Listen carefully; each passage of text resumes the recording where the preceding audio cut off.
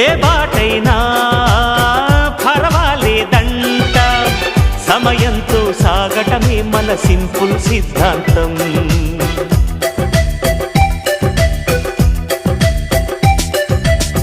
చిరుగాలికి పరిమళమిచ్చే సిరిమల్లెల వనమై ఉందాం, గగనాన్ని నేలను కలిపే హరివిల్లుల బంతెన అవుదాం.